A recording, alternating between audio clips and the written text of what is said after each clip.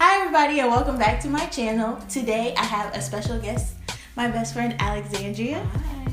We are doing a video about advice from a friend. So I wanted to do a mini series within the series of Young Black Saved and Depressed, where I interview some of the people who are closest to me and they could provide information and advice to somebody like them. So she's my best friend and she would be providing advice for other best friends who are dealing with people who are depressed. Mm-hmm. So you want to share a little about yourself? So I'm the bomb. I'm kidding. We've been friends for 17 years now, which is a really long time. Since middle school. Older than some of you teenagers out there. Mm-hmm. And our friendship has grown so much, I would say, over this past few years. Really after we graduated from college, because that's when life hit us like a brick. Yeah. And so I would consider Crystal my sister. My big sister, because she's older than me by 6 months. Only 6 months. It's not that much. Doesn't matter, bruh. But so I would say that we've gotten so close, and it's been through the hard times that have drawn us closer together. So yeah. Mm-hmm.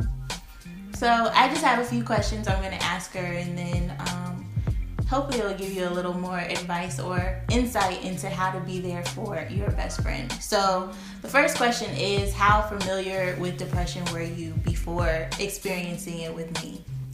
I was very familiar with depression. I work in the healthcare field, so I knew what it was, and I've seen people with it, and I've experienced it myself a few times.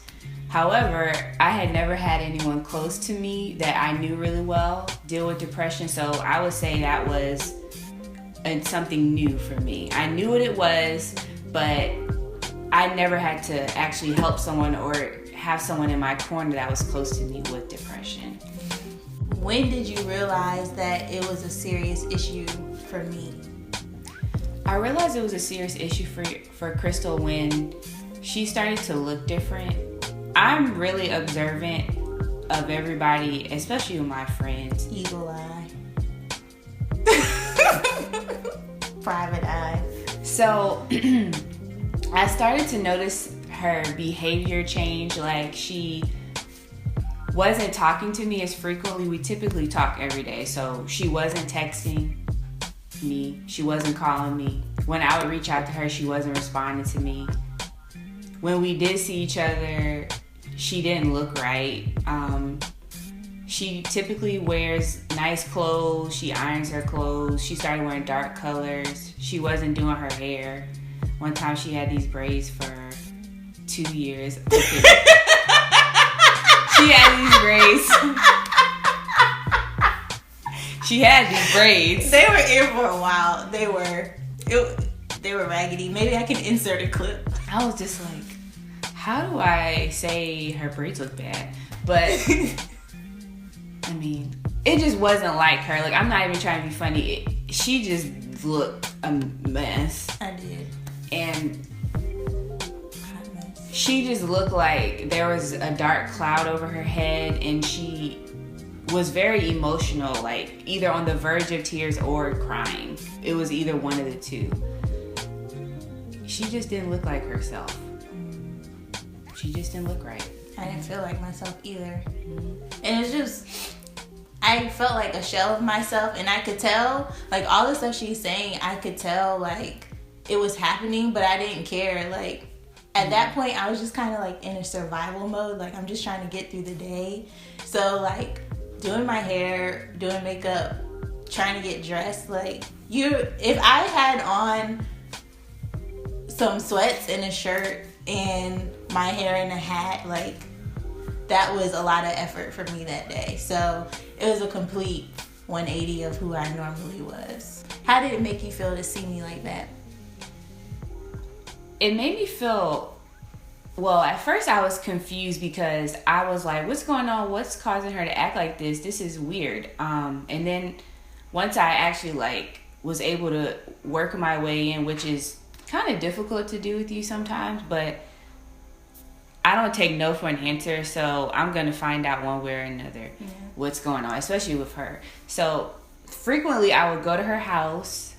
unannounced, which she doesn't like, but I don't like. you just have to get over it.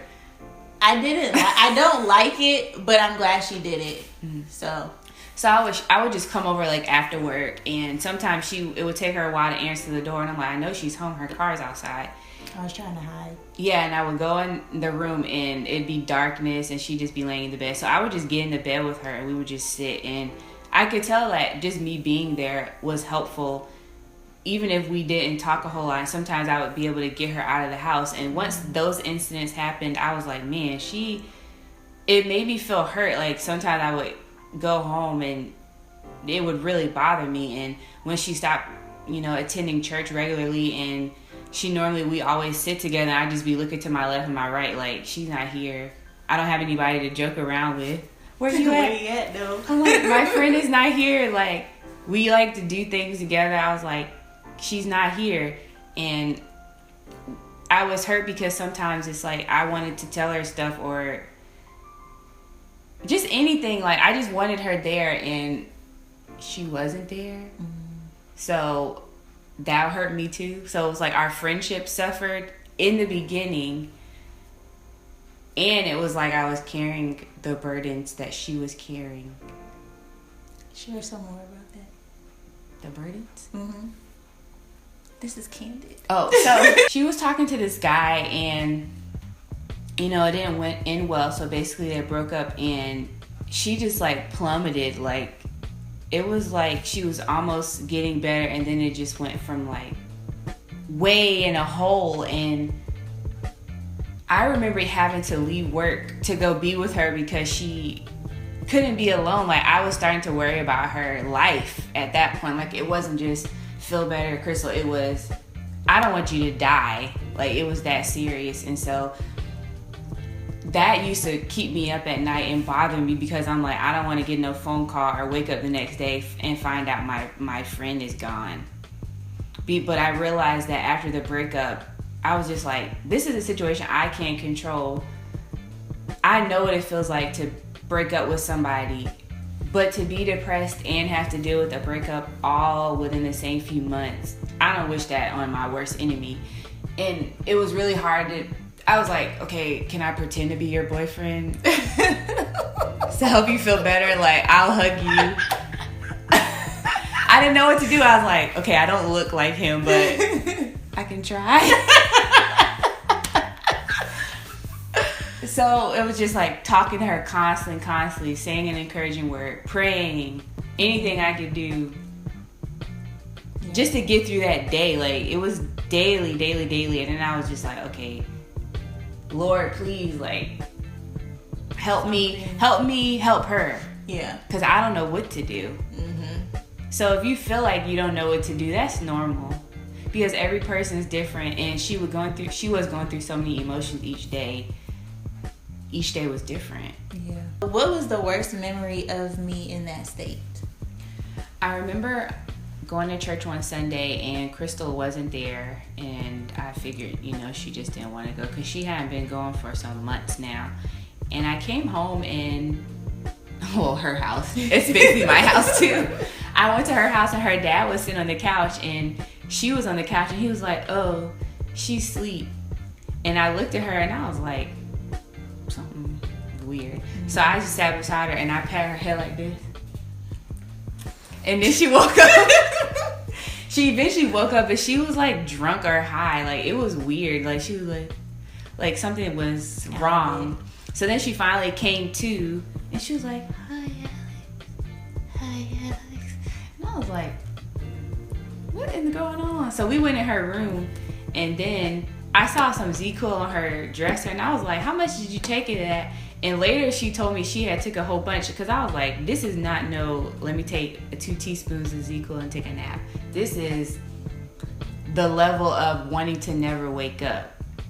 And that's how much she took. And I was like, you don't need to do that. She was like, I just want to sleep. I just want to sleep, because when you sleep, you feel relief. You don't have to think about life. You don't have to deal with life's problems. You can just sleep. And so I feel like when I saw her do that, I was like, okay, this is not good. And just observing everything around her, I was like, okay, something's not right with this situation. You have to pay attention. Pay attention. Yeah. That day I didn't even use a measuring cup. I think I was just drinking it from the bottle.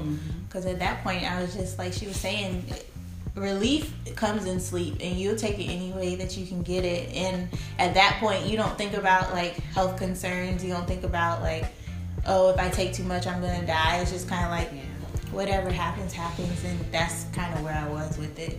And I remember being on the couch, and I think I was like trying to use my phone or something, and my hand was shaking, and it was just I was completely out of it.